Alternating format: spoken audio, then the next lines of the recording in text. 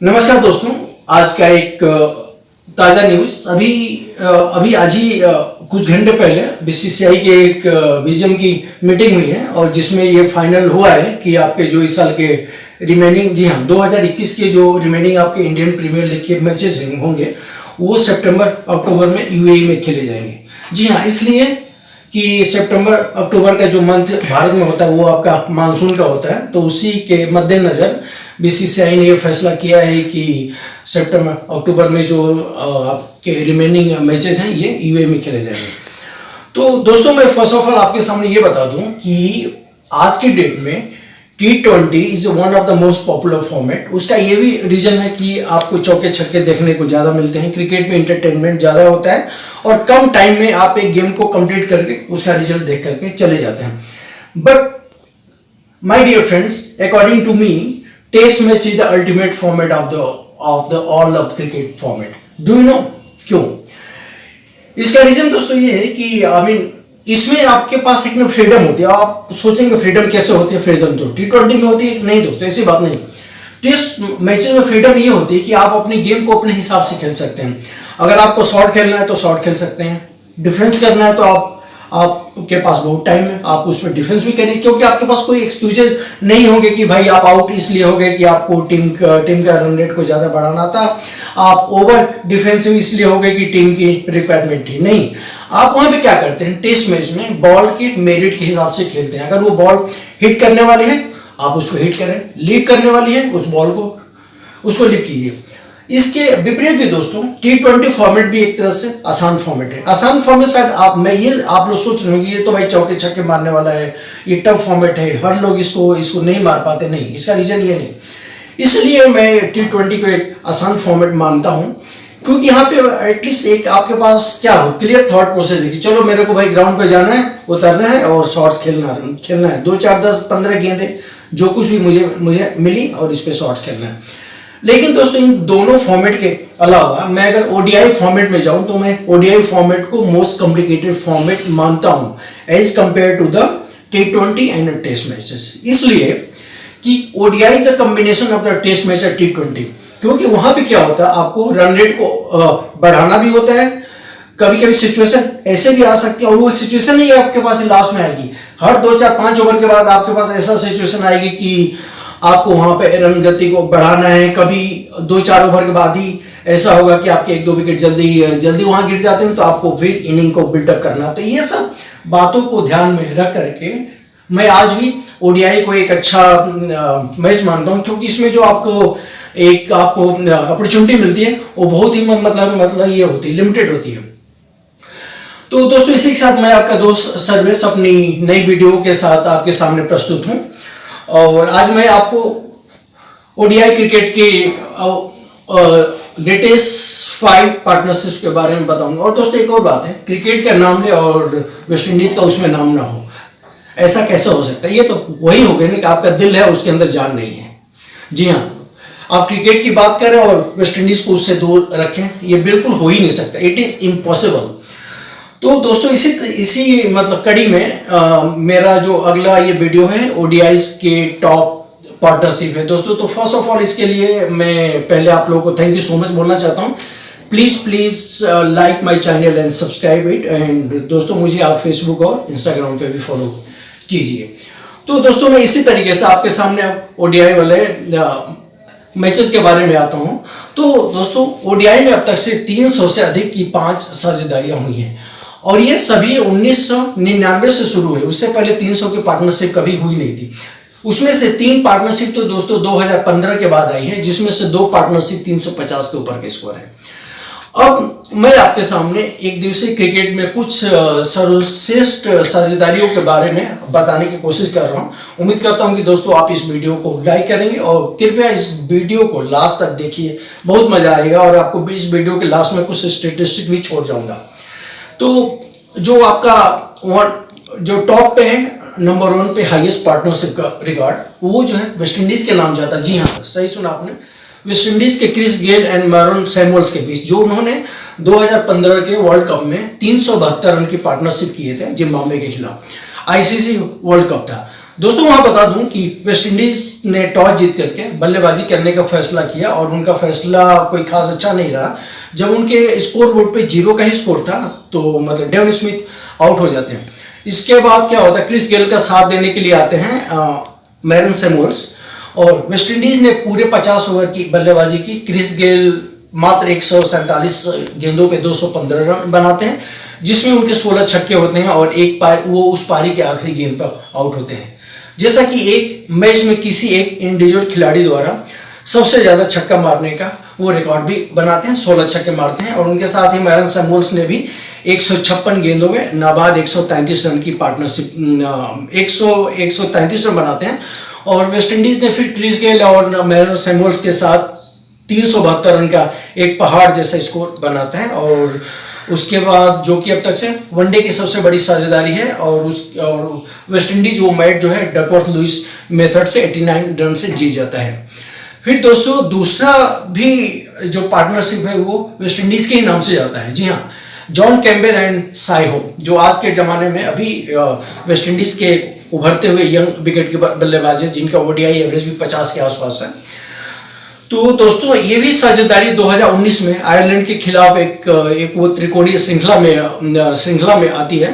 West Indies के John Campbell और Sai hope ने सलामी बल्लेबाजी के रूप में आयरलैंड के सामने बल्लेबाजी करते हैं और 48 ओवर तक इन दोनों ने बैटिंग की होती है और 365 रन की पार्टनरशिप करते हैं। जहां पे जॉन कैम्बेल 137 गेंदों में 15 चौके और 6 छक्कों की सहायता से 179 रन का स्कोर करते हैं, वहीं साई होप ने 170 बनाते हैं 152 गेंदों में और उसके लिए उन्होंने 22 चौके और 2 छक्के लगाते हैं। वेस्ट इंडीज वहां पे दोस्तों 3 विकेट पर 50 ओवर में 381 रन का स्कोर बनाता है और बाद में आयरलैंड को वो 185 रन से हराने में हरा देता है। फिर दोस्तों तीसरे नंबर पे आती है भारत की बात। भारत की तरफ से ये जो साझेदारी होती है 331 रन की सचिन तेंदुलकर और राहुल द्रविड़ के बीच में होती है वर्सेस न्यूजीलैंड 1999। दोस्तों यहाँ पे क्या होता है, 1999 में न्यूजीलैंड की टीम भारत के टूर पे आती है और पहला मैच हालांकि भारत हार जाता है और 1-0 से वहाँ पे क्या होता है, न्यूजीलैंड को बढ़त मिलती है। फिर दूसरा मैच के लिए भारत और न्यूजीलैंड की टीम हैदराबाद पहुँचती है और भारत उस मैच में हालांकि पिछड़ा होता है तो वहाँ पे वापसी करना चाहता है और भारत ने पहले बल्लेबाजी करते हुए सौरव गांगुली को दूसरे ओवर में ही सस्ते पे हवा देता है और उसके बाद फिर भारत की तरफ से राहुल द्रविड़ पिच पे आते हैं सचिन तेंदुलकर का साथ देने के लिए और दोनों फिर 48वें ओवर तक बल्लेबाजी करते हैं और 331 रनों की साझेदारी बनती है। इसके बाद राहुल द्रविड़ 153 रन बॉल बना करके आउट हो जाते हैं, लेकिन सचिन तेंदुलकर 186 रन मार करके नॉट आउट रहते हैं, जिसमें उन्होंने 20 चौके और 3 छक्के लगाए होते हैं और इस तरह से भारत 50 ओवर में दो विकेट पर 372 रन का स्कोर बना देता है और भारत वो मैच न्यूजीलैंड को लगभग 172 रनों से हरा देता है। दोस्तों चौथा बार, जैसे स्टार्टिंग के 2 पारी अगर वेस्ट इंडीज के नाम रही तो तीसरा और चौथा पार्टनरशिप भी भारत के नाम रहा।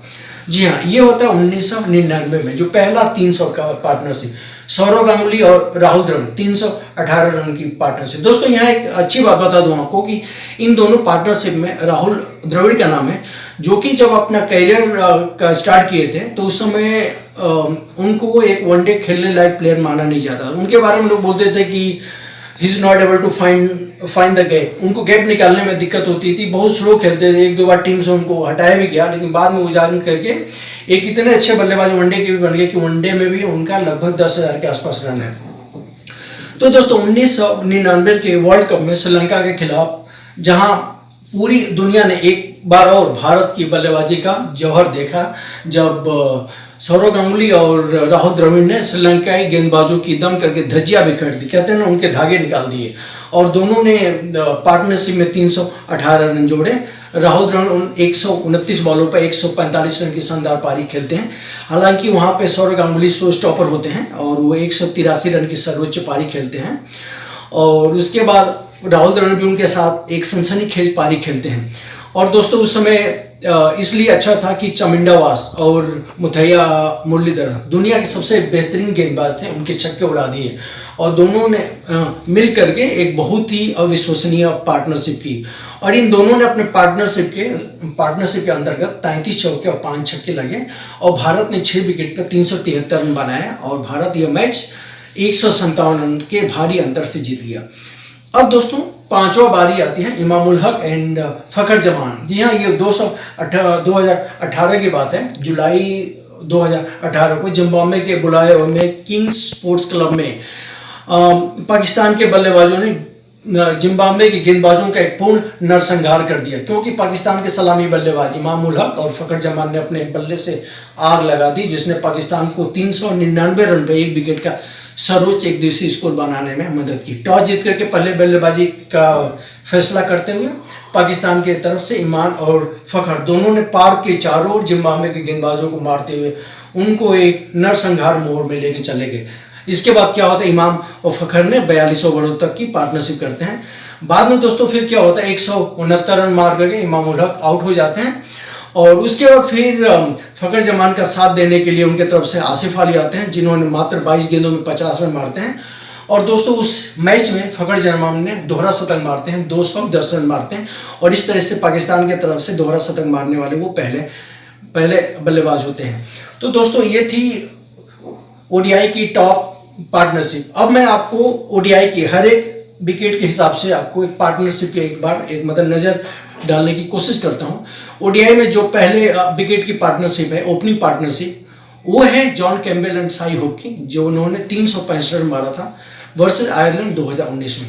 दूसरे विकेट की partnership 372 run Chris Gayle versus and Marlon Samuels versus Zimbabwe in 2015 world cup. फिर दोस्तों तीसरे विकेट की सबसे बड़ी साझेदारी होती है Dwayne Bravo and Dinesh Ramdin के बीच में 258 रन की अगेंस्ट बांग्लादेश इन 2014। फिर दोस्तों चौथे विकेट की साझेदारी में मोहम्मद अजहरुद्दीन और अजय जडेजा की पार्टनरशिप होती है 275 रन की वर्सेस जिम्बाब्वे इन 1998। पांचवें विकेट की साझेदारी में David Miller and JP Duminy 256 not out, जो कि साउथ अफ्रीका मारता है वर्सेस जिम्बाब्वे इन 2015। फिर दोस्तों छठे विकेट की साझेदारी में ग्रैंड इलियट एंड ल्यूक रॉन्की, जो कि श्रीलंका के खिलाफ मारते हैं 267 रन की अभिजीत पार्टनरशिप 2015 में। फिर दोस्तों सातवें विकेट की पार्टनरशिप में होती है Jos Buttler and Adil Rashid 177 run की, जो कि ये क्या बोलते हैं न्यूजीलैंड के खिलाफ मारते हैं 2015 में। आठवें विकेट की जो सबसे बड़ी साझेदारी होती है 138 रन की Justin camp and Andre Russell के, जो कि वो क्या बोलते हैं इंडिया के खिलाफ मारे होते हैं। नौवें विकेट की सबसे बड़ी साझेदारी है एंजेलो मैथ्यूज और उसके बाद लसित मलिंगा की, जो 132 रन मारते हैं वर्सेस ऑस्ट्रेलिया। और दोस्तों 10वें विकेट की सबसे बड़ी साझेदारी जो होती है Viv Richard and Michael Holding 108 run. सोचिए 10वें विकेट माइकल होल्डिंग, जिनको बल्लेबाजी बिल्कुल नहीं करने आता, और उस समय 10वें विकेट पे विव रिचर्ड ने होल्डिंग के साथ 106 रन की पार्टनरशिप की वर्सेस इंग्लैंड 1984 में। तो दोस्तों इसी के साथ मैं अपनी ओडीआई का कुछ स्टेट को आपके सामने लेकर के कोशिश किया। दोस्तों उम्मीद करता हूं कि आज का वीडियो आपको पसंद आएगा और दोस्तों प्लीज़ आप मेरे चैनल को यूँ लाइक करें, सब्सक्राइब करें और मेरे को आप इंस्टाग्राम और फेसबुक पे भी फॉलो करना ना भूलें। मुझे आप लोगों की बहुत सारे प्यार की ज़रूरत है और अगले आने वाले दिनों में आपके सामने मैं ऐसे बहुत स्टेट्स लेकर आऊँगा जो कि आपको सरप्राइज कर देगी। दोस्तों प्लीज़ मेरे को हेल्प करिए।